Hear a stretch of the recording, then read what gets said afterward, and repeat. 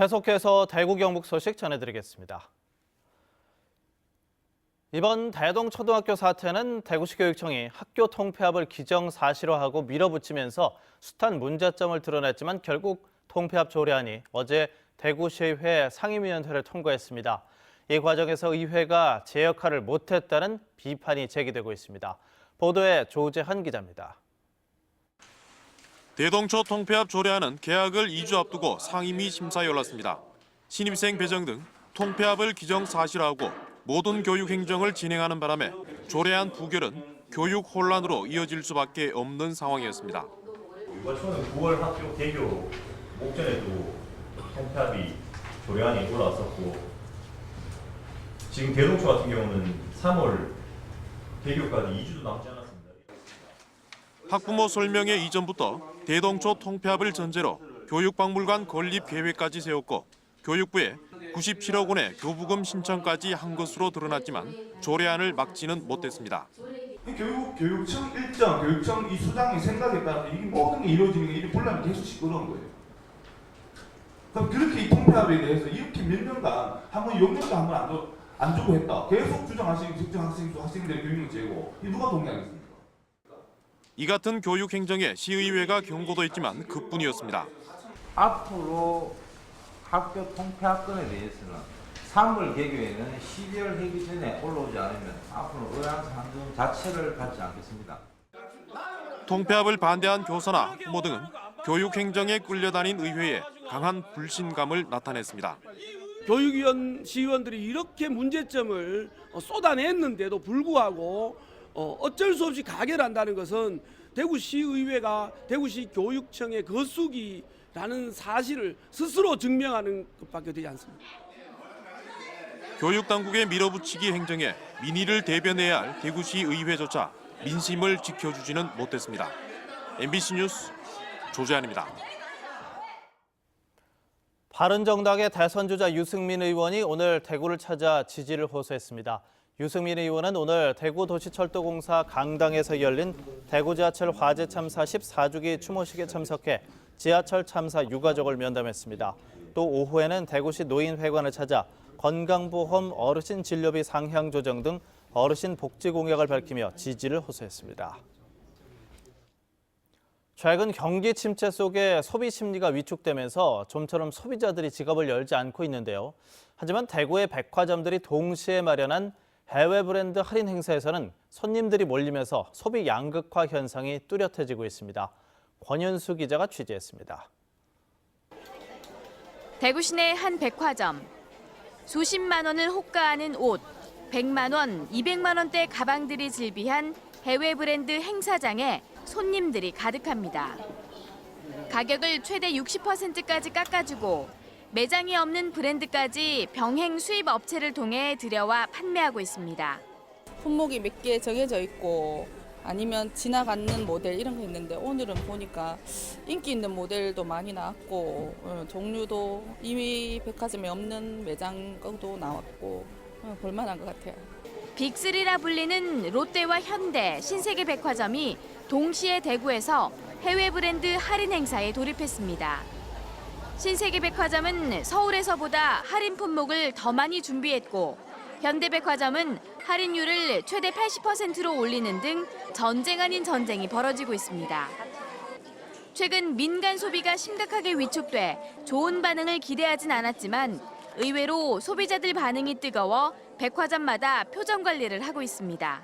경기 침체 때문에 행사를 준비하면서도 많은 걱정을 하긴 했는데 고객들이 반응이 호조에 따라서 저희도 굉장히 만족스러운 행사를 하고 있습니다. 한국은행에 따르면 지난달 대구 경북 지역 소비자 심리 지수는 90.7로 기준인 100을 한참 밑돌며 2009년 4월 이후 가장 낮았습니다.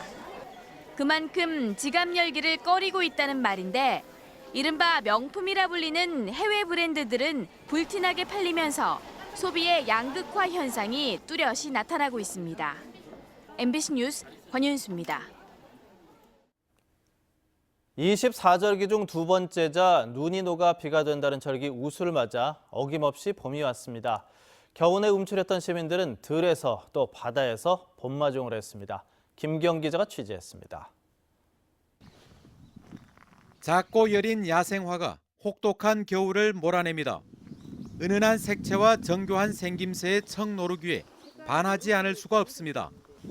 겨우내 칙칙했던 잿빛 세상에 샛노란 복을 담은 수복초가 보는 이의 눈을 호강시킵니다. 매화보다 일찍 꽃을 틔운 람매, 가슴 설레는 맑고 진한 향기에 후각기관이 요동칩니다. 밍크 코트보다 보드라운 버들강아지 토롯에도 봄이 맺혔습니다. 낙엽만 잔뜩 있는 곳에 노랗게 예쁘게 꽃 피어가 있었는데 그걸 딱 보니까 아직 춥긴 추운데 봄이 진짜 와 있었네. 우리 몰래 와 있었다는 걸 느꼈어요. 봄은 바다에도 찾아왔습니다. 파도를 즐기는 서퍼들과 도다리를 낚으려는 낚시객들이 이를 증명하고 있습니다. 바다 물고기도 겨울 어종에서 봄 어종으로 바뀐 겁니다. 가슴돔에서 채비에서 도다리가 낚이는 거 보면 이제 봄철이 이제 다가오겠나 이렇게 보고 있어요. 바닷바람은 제법 강하게 불었지만 그 속에는 훈훈한 봄 기운이 섞여 있습니다. 우리가 살던 남해안은 좀 섬이 많아서 좀 답답했는데 여기 동해안 바다를 보니까 좀 뻥 뚫리고 꽃샘 추위가 남았다고는 하지만 우수를 맞아 봄 기운이 도처에서 움트고 있습니다. MBC 뉴스 김기영입니다. 대구 지하철 중앙로의 화재 참사 14주기 추모식이 오늘 대구도시철도공사 지하 1층 강당에서 피해 유가족과 부상자, 대구시 의회 관계자 등 200여 명이 참석한 가운데 열려 희생자들의 넋을 기렸습니다.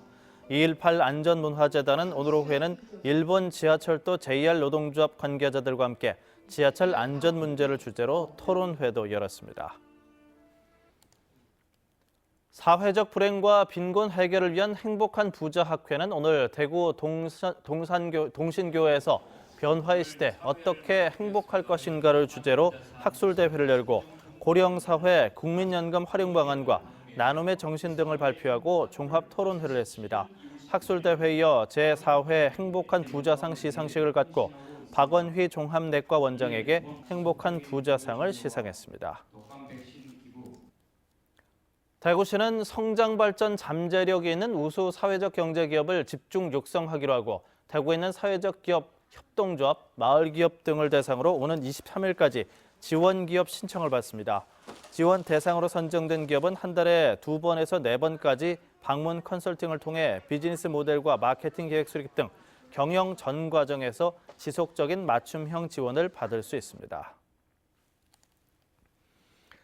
대구문화예술회관은 공연장의 백스테이지와 분장실, VIP룸 등 회관 안의 시설을 둘러볼 수 있는 무료 시설 투어 프로그램을 마련하고 운영에 들어갑니다. 또 공연장의 무대와 음향, 조명 장치를 해당 전문가가 직접 설명하고 관련 직업 안내까지 할 예정입니다. 신청 대상은 초중고등학교 학생들로 매주 수요일과 목요일 오전 10시에 시작해 1시간 반 정도 걸립니다. 대구시는 자동차 부품업체들의 경쟁력을 높이기 위해서 품질 인증 레벨업 사업을 시행합니다. 대구시와 한국표준협회가 함께하는 이번 사업은 대구시의 2, 3차 협력업체들이 완성차 업체의 납품 자격 심사 제도에 잘 대응할 수 있도록 현지 지도와 교육을 펼치는 사업입니다. 대구시가 8천만 원을 지원하고 업체당 200만 원을 부담하는 데 참여를 원하는 기업은 다음 달 3일까지 대구시로 신청하면 됩니다. 지금까지 대구 경북 소식 전해드렸습니다.